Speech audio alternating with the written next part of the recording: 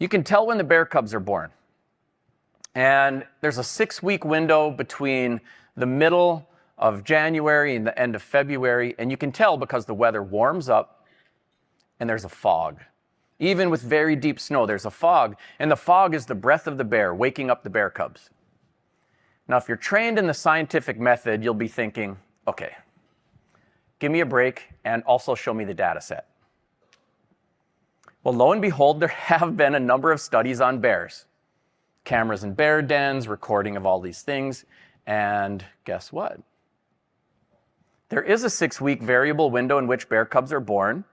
It does consistently happen when there's a warm-up in the weather, often accompanied by a fog. Now, the scientific mind would say, well, it's probably really some change in barometric pressure, which is, bringing in the warm weather and the fog and triggering a physiological response in the bears that's telling them it's time to give birth.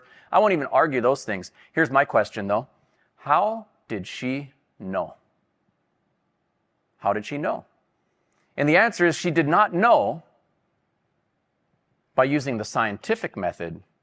She knew by an indigenous way of knowing, which was valid, replicable, easily tested, even with the scientific method.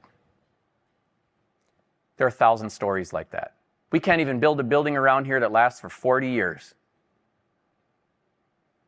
Over at Hopi, there are buildings that people have been living in since before Columbus. They had to know something.